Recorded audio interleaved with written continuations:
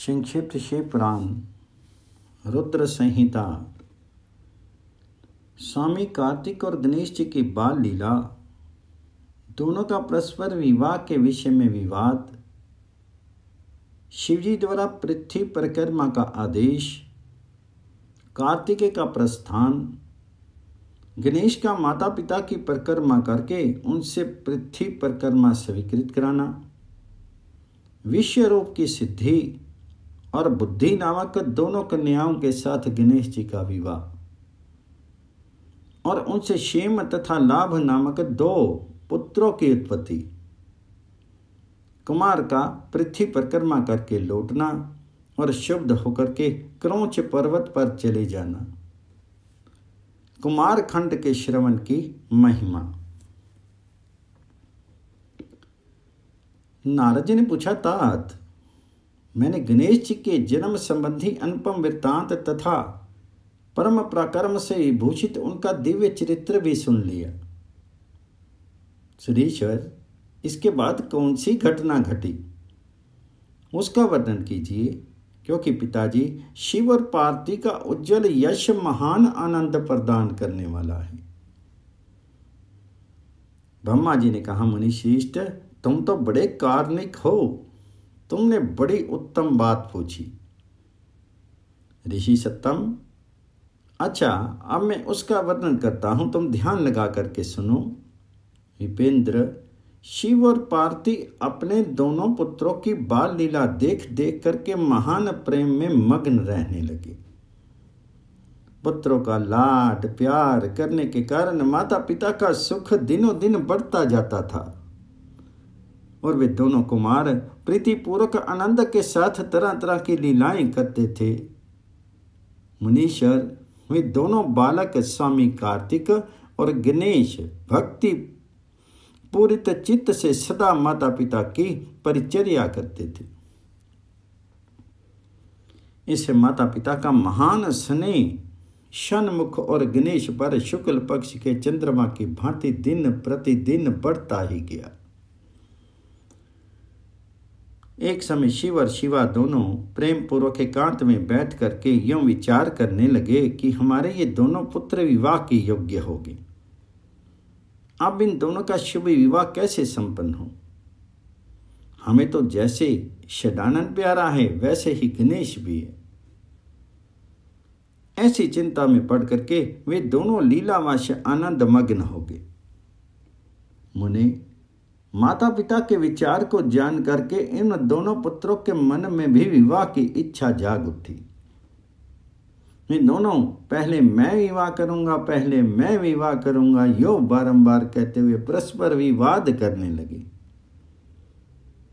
तब जगत के अधीश्वर ने दोनों दंपति पुत्रों को बात सुन करके लौकिक आचार का आश्रय लेकर के परम विस्मय को प्राप्त हुए। कुछ समय बाद उन्होंने अपने दोनों पुत्रों को बुलाया और उनसे इस प्रकार कहा, श्री पार्वती बोले, सुपुत्रों, हम लोगों ने पहले से ही एक ऐसा नियम बना रखा है जो तुम दोनों के लिए सुखदायक होगा। अब हम यथार्थ रूप से उसका वर्णन करते हैं, तुम लोग प्रेम पूर्वक सुनो। प्यारे बच्चों, हमें तो तुम दोनों पुत्र समान ही प्यारे हो, किसी पर विशेष प्रेम हो ऐसी बात नहीं है। अतः हमने तुम लोगों के विवाह के विषय में एक ऐसी शर्त बनाई है जो दोनों के लिए कल्याणकारणी है। वह शर्त यह है कि जो सारी पृथ्वी की परिक्रमा करके पहले लौट आएगा उसी का शुभ विवाह पहले किया जाएगा। ब्रह्मा जी कहते हैं, मुनि, माता पिता की ये बात सुनकर के शार जन्मा महाबली कार्तिकेय तुरंत ही अपने स्थान से पृथ्वी की परिक्रमा करने के लिए चल दिए, परंतु अगाध बुद्धि संपन्न गणेश जी वहीं खड़े रह गए। वे अपनी उत्तम बुद्धि का आश्रय लेकर के बारंबार मन में विचार करने लगे कि अब मैं क्या करूं, कहां जाऊं। परिक्रमा तो मुझसे हो नहीं सकेगी, क्योंकि कोस भर चलने के बाद आगे मुझसे चला नहीं जाएगा। फिर सारी पृथ्वी की परिक्रमा करके मैं कैसे सुख प्राप्त कर सकूंगा। ऐसा विचार करके गणेश जी ने जो कुछ किया उसे सुनो। उन्होंने अपने घर लौट करके विधि पूर्वक स्नान किया और माता पिता से इस प्रकार कहा। गणेश जी बोले, पिताजी और माताजी, मैंने आप लोगों की पूजा करने के लिए यहाँ 2 आसन स्थापित किए।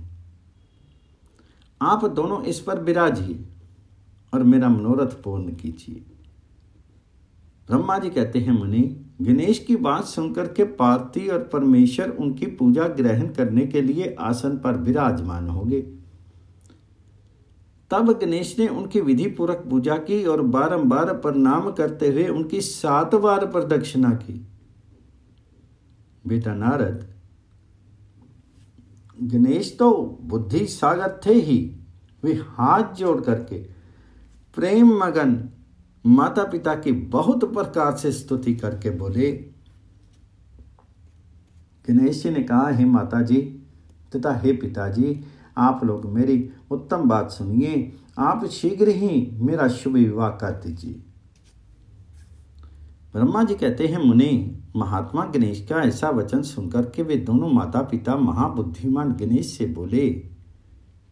शिवा शिव ने कहा, बेटा तू पहले काननों सहित इस सारी पृथ्वी की परिक्रमा तो कर रहा। कुमार गया हुआ है, तो भी जा और उससे पहले लौट आ, तब तेरा विवाह पहले कर दिया जाएगा। तो ब्रह्मा जी कहते हैं, मुनि, नियम प्रायण गणेश माता पिता की ऐसी बात सुनकर के कुपित होकर के तुरंत बोल उठे। गणेश जी ने कहा, हे माता जी तथा हे पिताजी, आप दोनों सर्वश्रेष्ठ धर्म रूप और महाबुद्धिमान हैं। अतः धर्म के अनुसार मेरी बात सुनिए। मैंने 7 बार पृथ्वी की परिक्रमा की है, फिर आप लोग ऐसी बात क्यों कह रहे हैं? तो ब्रह्मा जी कहते हैं, मुने, शिव पार्वती तो बड़े लीलानंदी ही ठहरे। वे गणेश का कथन सुन के लौकिक गति का आश्रय लेकर के बोले। शिव पार्वती ने कहा, पुत्र, तूने समुद्र पर्यंत विस्तार वाली बड़े बड़े कानों से युक्त इस सप्तद्वीप वती विशाल पृथ्वी की परिक्रमा कब कर ली? तो ब्रह्मा जी कहते हैं, मुनि, जब शिव पार्वती ने ऐसा कहा तब उसे सुनकर के महाबुद्धिमान गणेश बोले। गणेश जी ने कहा, माताजी एवं पिताजी, मैंने अपनी बुद्धि से आप दोनों शिव पार्वती की पूजा करके प्रदक्षिणा कर ली है। अतः मेरी समुद्र पर्यंत पृथ्वी की परिक्रमा पूरी हो गई। धर्म के संग्रह भूत वेदों और शास्त्रों में जो ऐसे वचन मिलते हैं वे सत्य हैं अथवा असत्य। वे वचन हैं कि जो पुत्र माता पिता की पूजा करके उनकी प्रदक्षिणा करता है उसे पृथ्वी परिक्रमा जनित फल सुलभ हो जाता है। जो माता पिता को घर पर छोड़ करके तीर्थ यात्रा के लिए जाता है वह माता पिता की हत्या से मिलने वाले पाप का भागी होता है, क्योंकि पुत्र के लिए माता पिता का चरण सरोज ही महान तीर्थ है। अन्य तीर्थ तो दूर जाने पर प्राप्त होते हैं, परंतु धर्म का साधन भूत ये तीर्थ तो पास में ही सुलभ है। पुत्र के लिए माता पिता और स्त्री के लिए पति, ये दोनों सुंदर तीर्थ घर में ही वर्तमान हैं। ऐसा जो वेद शास्त्र निरंतर उद्घोषित करते रहते हैं उसे फिर आप लोग असत्य कर दीजिए, और यदि वह असत्य हो जाएगा तो निसंदेह वेद भी असत्य हो जाएंगे और वेद द्वारा वर्णित आपका ये स्वरूप भी झूठा समझा जाएगा। इसलिए या तो शीघ्र ही मेरा शुभ विवाह कर दीजिए अथवा यूं कह दीजिए कि वेद शास्त्र झूठे हैं। आप दोनों धर्म रूप हैं, अतः भली भांति विचार करके इन दोनों में जो परम उत्तम प्रतीत हो उसे प्रयत्न पूर्वक करना चाहिए। ब्रह्मा जी कहते हैं, मुनि, तब जो बुद्धिमानों में श्रेष्ठ उत्तम बुद्धि संपन्न तथा महान ज्ञानी हैं वे पार्वती नंदन गणेश इतना कहकर के चुप हो गए। उधर वे दोनों पति पत्नी जगदीश्वर शिव पार्वती गणेश के वचन सुनकर के परम विस्मित हुए। तदंतर वे यथार्थ भाषी एवं अद्भुत बुद्धि वाले अपने पुत्र गणेश की प्रशंसा करते हुए बोले। शिवा शिव ने कहा, बेटा तुम महान आत्म बल से संपन्न है, इसी से तुझ में निर्मल बुद्धि उत्पन्न हुई है। तूने जो बात कही है वह बिल्कुल सत्य है, अन्यथा नहीं है। दुख का अवसर आने पर जिसकी बुद्धि विशिष्ट हो जाती है उसका दुख उसी प्रकार विनष्ट हो जाता है जैसे सूर्य के उदय होने से अंधकार। जिसके पास बुद्धि है वही बलवान है, बुद्धिहीन के पास बल कहाँ। पुत्र, वेद शास्त्र और पुराणों में बालक के लिए धर्म पालन की जैसी बात कही गई है वह सब तूने पूरी कर ली। तूने जो बात की है वह दूसरा कौन कर सकता है। हमने तेरी ये बात मान ली, अब इसके विपरीत नहीं करेंगे। ब्रह्मा जी कहते हैं, नारद यूं कह करके उन दोनों ने बुद्धि सागर गणेश जी को सांत्वना दी और फिर वे उनके विवाह के संबंध में उत्तम विचार करने लगे। इसी समय जब प्रसन्न बुद्धि वाले प्रजापति विश्व रूप को शिवजी के उद्योग का पता चला तब उस पर विचार करके उन्हें परम सुख प्राप्त हुआ। उन प्रजापति विश्व रूप के दिव्य रूप संपन्न एवं सर्वांग शोभना को 2 सुंदरी कन्याएं थी जिनका नाम रिद्धि और बुद्धि था। भगवान शंकर और गिरिजा ने उन दोनों के साथ हर्षपूर्वक गणेश जी का विवाह संस्कार संपन्न कराया। उस विवाह के अवसर पर संपूर्ण देवता प्रसन्न होकर के पधारे। उस समय शिव और पार्वती का जैसा मनोरथ था उसी के अनुसार विश्वकर्मा ने वह विवाह किया। उसे देख करके ऋषियों तथा देवताओं को परम हर्ष प्राप्त हुआ। मुने, गणेश जी को भी उन दोनों पत्नियों के मिलने से जो सुख प्राप्त हुआ उनका वर्णन नहीं किया जा सकता। कुछ काल के पश्चात महात्मा गणेश जी उन दोनों पत्नियों से 2 दिव्य पुत्र उत्पन्न हुए। उनमें गणेश पत्नी सिद्धि के गर्भ से क्षेम और बुद्धि के गर्भ से जिस परम सुंदर पुत्र ने जन्म लिया उसका नाम लाभ हुआ। इस प्रकार जब गणेश अचिंत्य सुख का भोग करते हुए निवास करने लगे तब दूसरे पुत्र स्वामी कार्तिकेय पृथ्वी की परिक्रमा करके लौट आए। उसमें नारद जी ने आकर के कुमार स्कंद को सब समाचार सुनाए। उन्हें सुनकर के कुमार के मन में बड़ा क्षोभ हुआ और माता पिता शिवा शिव के द्वारा रोके जाने पर भी ना रुक करके क्रोंच पर्वत की ओर चले गए। देव ऋषि उसी दिन से शिव पुत्र स्वामी कार्तिकेय का कुमारत्व कुंवारापन प्रसिद्ध हो गया। उनका नाम त्रिलोकी में विख्यात हो गया। वह शुभदायक, सर्व पापहारी, पुण्य में और उत्कृष्ट ब्रह्मचार्य की शक्ति प्रदान करने वाला है।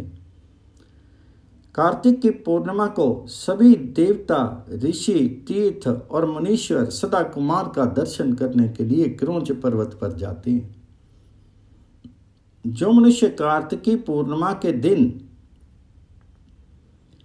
कृतिका नक्षत्र का योग होने पर स्वामी कार्तिक का दर्शन करता है उसे संपूर्ण उसके पाप नष्ट हो जाते हैं और उसे मनवांछित फल की प्राप्ति होती है। इधर स्कंद का विच्छोह हो जाने पर उमा को महान दुख हुआ। उन्होंने दीन भाव से अपने स्वामी शिवजी से कहा, प्रभु आप मुझे साथ लेकर के वहां चलिए। तब प्रिया को सुख देने के निमित्त स्वयं भगवान शंकर अपने एक अंश से उस पर्वत पर गए और सुखदायक मल्लिकार्जुन नामक ज्योतिर्लिंग के रूप में वहां प्रतिष्ठित हो गए। वे सत्पुरुषों की गति तथा अपने सभी भक्तों के मनोरथ पूर्ण करने वाले हैं। वे आज भी शिवा के सहित उस पर्वत पर विराजमान हैं। बेटा नारद, ये दोनों शिवा शिव भी पुत्र स्नेह से विहल होकर के प्रत्येक पर्व पर कुमार को देखने के लिए जाते हैं। अमावस्या के दिन वहां स्वयं शंभु पधारते हैं और पूर्णिमा के दिन पार्वती जी जाती हैं। मुनीश्वर, तुमने स्वामी कार्तिकेय और गणेश जी का जो वृत्तांत मुझसे पूछा था वह सब मैंने तुम्हें कह सुनाया। इसे सुन करके बुद्धिमान मनुष्य समस्त पापों से मुक्त हो जाते हैं और उनकी सभी शुभ कामनाएं पूर्ण हो जाती हैं। जो मनुष्य इस चरित्र को पढ़ता अथवा पढ़ाता है एवं सुनता अथवा सुनाता है, निसंदेह उसके सभी मनोरथ सफल हो जाते हैं। ये अनुपम आख्यान पापनाशक, कीर्तिप्रद, सुखवर्धक, आयु बढ़ाने वाला, स्वर्ग की प्राप्ति कराने वाला, पुत्र पौत्र की वृद्धि करने वाला, मोक्षप्रद, शिव जी के उत्तम ज्ञान का प्रदाता, शिव पार्थिव में प्रेम उत्पन्न करने वाला और शिव भक्ति वर्धक है। ये कल्याणकारक शिव जी के अद्वैत ज्ञान का दाता और सदा शिव में है। अतः मोक्षकामी एवं निष्काम भक्तों को सदा इसका श्रवण करना चाहिए। अध्याय 20 पूर्ण। रुद्र संहिता का कुमार खंड संपूर्ण।